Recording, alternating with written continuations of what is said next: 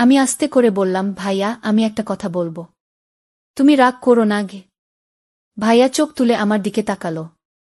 আমি একটু থেমে নিয়ে বললাম, ভাবির বয়স এখনো খুব কম। সে হয়তো বুঝে না কিভাবে স্বামী স্ত্রীর সম্পর্ক চলে। তুমি হয়তো নিজের ভালোবাসার জায়গা থেকে ওকে বড় করতে চাও। কিন্তু ভাইয়া, এই বয়সে কেউ এমন কঠিন নিয়মে চলতে পারে না। ভাবি মুখ তুলে তাকালো, চোখে বিস্ময়। ভাইয়া কিছু বলল না, চুপচাপ শুনো। তুমি যা চাও সেটা হয়তো ভুল নয়, আমি আবার বললাম, কিন্তু সেটা বুঝিয়ে বলার দায়িত্বও তোমার। জোরে ভয় দেখিয়ে কখনোই কেউ ভালো শিখতে পারে না ভাইয়া। বরং সে শুধু ভয় পায়। আর সেই ভয় থেকে আসে দূরত্ব, ভুল বোঝাবুঝি গিয়ে। আমি বলতে বলতে একটু থেমে গেলাম। ভাইয়া হঠাৎ উঠে দাঁড়াল। জানালার পাশে গিয়ে দাঁড়িয়ে রইল কিছুক্ষণ। তারপর হঠাৎ বলল, তুই তো ছোট ছিলি সবসময়।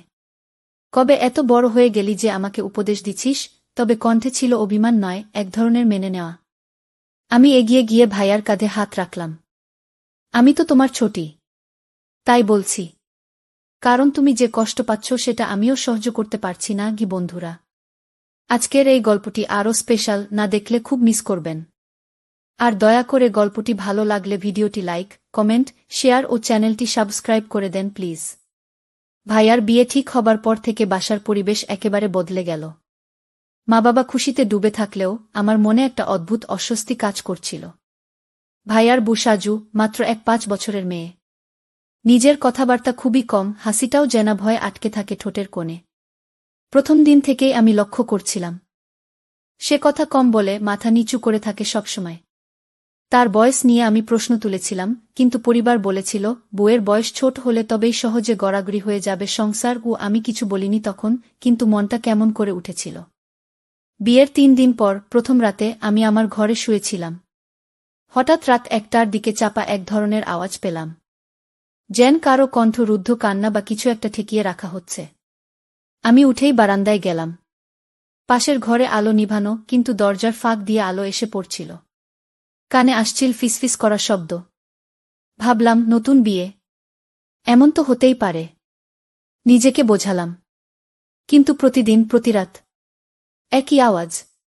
প্রতিদিন রাত 1টা থেকে 2টার মাঝামাঝি সময়ে একটা চাপা শব্দ হতো, কখনো কান্নার মতো, কখনো ফিসফিস করে ঝগড়ার মতো, আবার কখনো দম বন্ধ হয়ে আসা নিঃশ্বাসের মতো।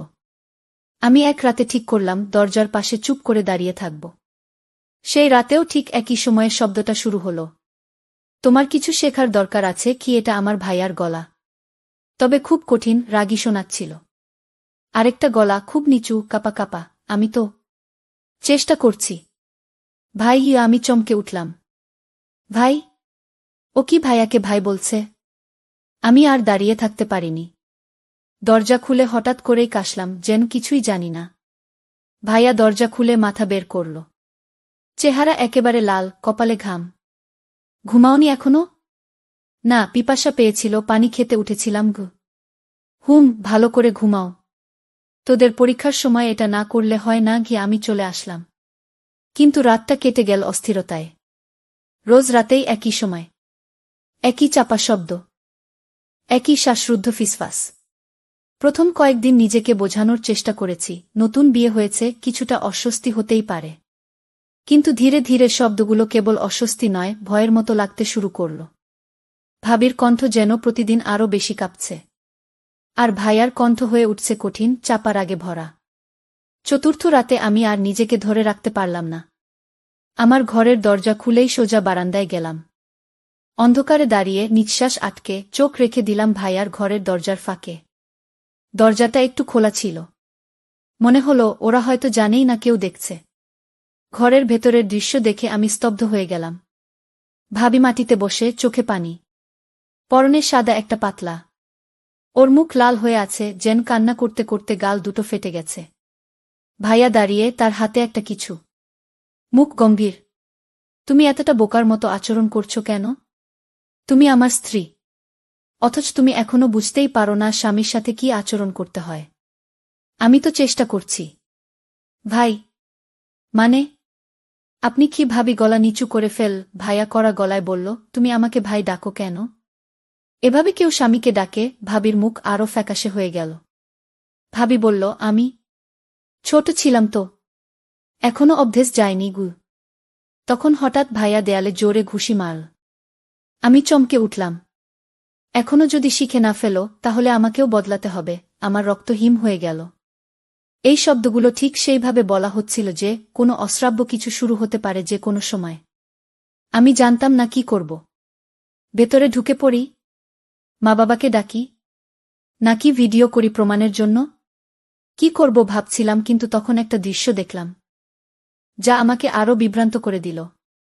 ভাবি আচমকা উঠে গিয়ে ভাইয়ার পা জড়িয়ে ধরল। খুব নিচু স্বরে কিছু বলছিল, আমাকে ক্ষমা করে দাও, তবে দেখে মনে হচ্ছিল ভয়, অনুনয় আর অসহায়ত্বের এক অদ্ভুত মিশ্রণ। ভাইয়া তাকে তুলে দাঁড় করাল।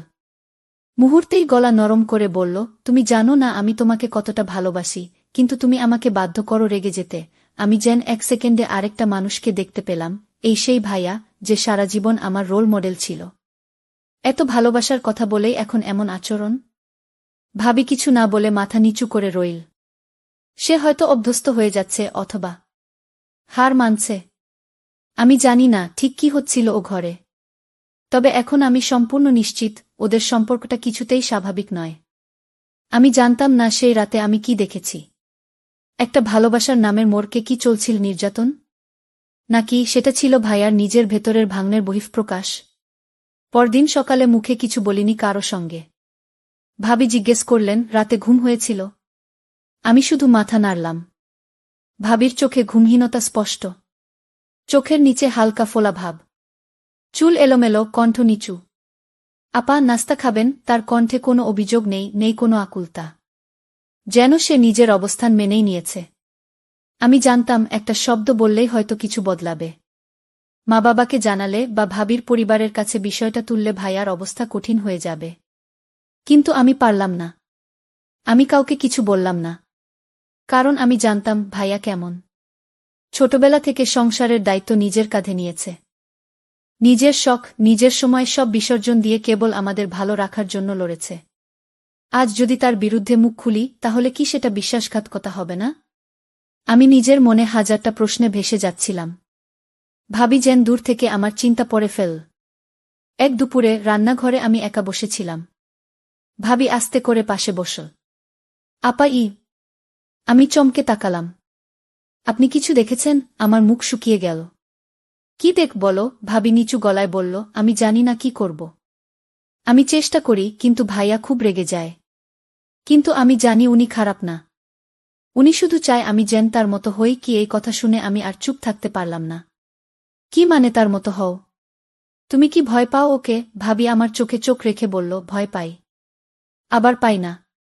উনি রেগে গেলে খুব খারাপ লাগলেও পরে আবার মাফ চান।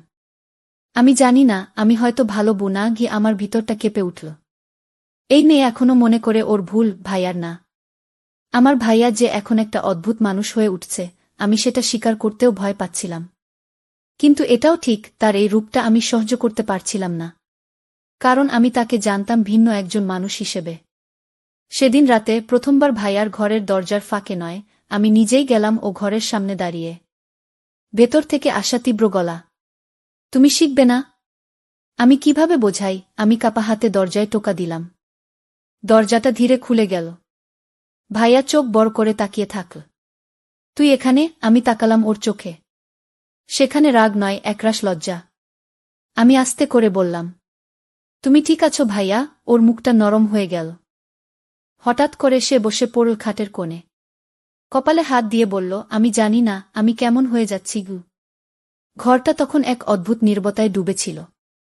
আমি, ভাইয়া আর ভাবি তিনজনই একটা ছোট ঘরে বসে আছি, অথচ যেন তিনটা আলাদা দুনিয়ায়। ভাইয়া মাথা নিচু করে বসেছিল। ভাবি চুপচাপ, চোখ নিচু। আমিও জানতাম এখন কিছু না বললে হয়তো আর কোনোদিন বলা যাবে না। আমি আস্তে করে বললাম, ভাইয়া আমি একটা কথা বলবো। তুমি রাগ করো না গে। ভাইয়া চোখ তুলে আমার দিকে তাকাল। আমি একটু থেমে নিয়ে বললাম, ভাবির বয়স এখনো খুব কম। সে হয়তো বুঝে না কিভাবে স্বামী স্ত্রীর সম্পর্ক চলে। তুমি হয়তো নিজের ভালোবাসার জায়গা থেকে ওকে বড় করতে চাও। কিন্তু ভাইয়া, এই বয়সে কেউ এমন কঠিন নিয়মে চলতে পারে না গে। ভাবি মুখ তুলে তাকাল, চোখে বিস্ময়। ভাইয়া কিছু বলল না, চুপচাপ শুনো। তুমি যা চাও সেটা হয়তো ভুল নয়, আমি আবার বললাম, কিন্তু সেটা বুঝিয়ে বলার দায়িত্বও তোমার। জোরে ভয় দেখিয়ে কখনোই কেউ ভালো শিখতে পারে না ভাইয়া, বরং সে শুধু ভয় পায়। আর সেই ভয় থেকে আসে দূরত্ব, ভুল বোঝাবুঝি গিয়ে। আমি বলতে বলতে একটু থেমে গেলাম। ভাইয়া হঠাৎ উঠে দাঁড়াল। জানালার পাশে গিয়ে দাঁড়িয়ে রইল কিছুক্ষণ। তারপর হঠাৎ বলল, তুই তো ছোট ছিলি সবসময়, কবে এত বড় হয়ে গেলি যে আমাকে উপদেশ দিছিস? তবে কণ্ঠে ছিল অভিমান নয়, এক ধরনের মেনে নেওয়া। আমি এগিয়ে গিয়ে ভাইয়ার কাঁধে হাত রাখলাম।